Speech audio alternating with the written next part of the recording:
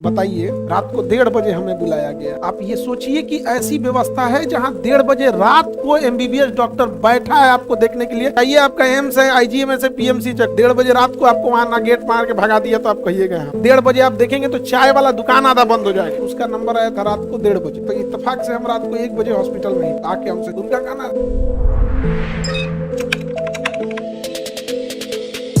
हमारे यहाँ एक आदमी का एम्स में से उनको लिखा था, पटना एम्स में एमआरआई लिखा, तो आए हमारे यहाँ कराने के लिए एमआरआई। तो भाई जो पहले आया उसको मशीन में से निकाल के फेंक नहीं ना देंगे दूसरे के लिए। जो पहले आया वो पहले जाएगा, बाद में आया बाद में जाएंगे। तो उनका कहना सर हम 2 या 3 बजे का आए हुए हैं। भाई कोई सुबह 6 बजे का भी आया होगा, निकाल के नहीं ना फेंक देगा कोई। यहाँ अंदर कोई सो नहीं ना रहा है, वहाँ सब काम कर रहा है। तो उसका नंबर आया था रात को 1:30 बजे। रात को कितना बजे? 1:30 बजे। अब तो इत्तेफाक से हम रात को 1 बजे हॉस्पिटल में ही थे, आके हमसे शिकायत कर रहा है। बताइए, रात को 1:30 बजे हमें बुलाया गया है।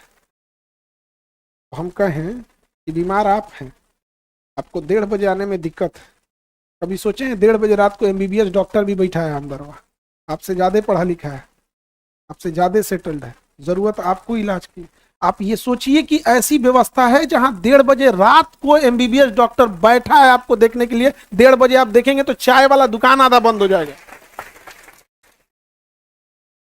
कहां हो सकता है? आप जाइए, आपका एम्स है, आईजीएमएस है, पीएमसी चक, करोड़ों करोड़ों का बजट है वहां पे। 1:30 बजे रात को आपको वहां ना गेट मार के भगा दिया तो आप कहिएगा यहाँ पर किडनी की जगह फेफड़ा निकाल देगा।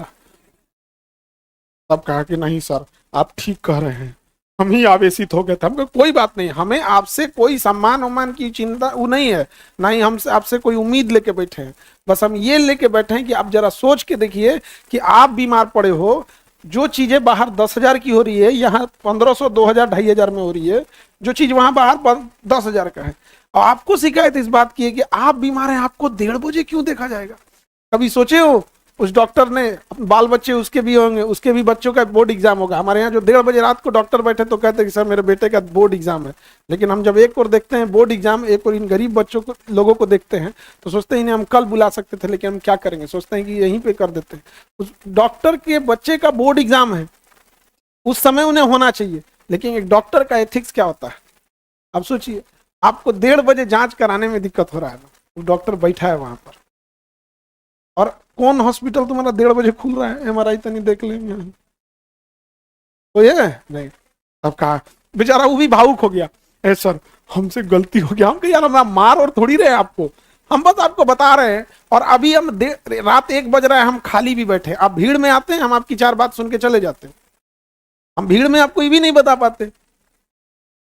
अभी आप खाली हैं, 10-15 लोग हैं तो देख लिए, हम बता भी दिए आपको। तो बेचारा पढ़े लिखे था, सोच के एकदम टेंशन हो गया, हम क्या बोल दिए क्या नहीं। हम कह अरे भाई इतना टेंशन नहीं लेना है, ऐसा डेली 4 को बात बोलता है। भारत है, यहाँ सीता माँ को आग में बैठा दिया हम लोग को बस चले तो कहाँ बैठा दे अरे भैया सीता मैया को छोड़वे नहीं किया सब, हम लोग कोने डेगची के मसाला है। उसको फिर बाद में जब जाने लगे कहा कि सर हम कभी ये सोचे ही नहीं कि 1:30 बजे रात में यहाँ डॉक्टर भी तो बैठा है, 1:30 बजे नर्स भी तो है। सोचिए रात को आप लोग 9 बजे, 9 से 9:30 हो जाता है ना, आपके घर वाले टेंशन में आ जाते होंगे मेरी बेटी नहीं आई है।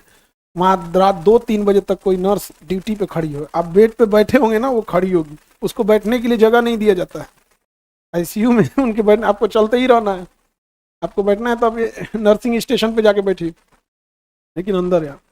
तो बेचारा इतना भावुक हो गया ना, सर हम कभी सोचे भी नहीं ये बात, यहाँ सारे लोग भी तो जगह हैं। हम कहे भाई अब तुम इतना भावुक मत हो जाओ ठीक है तुम्हारा हो जाएगा, जाओ भाई। नहीं समझे?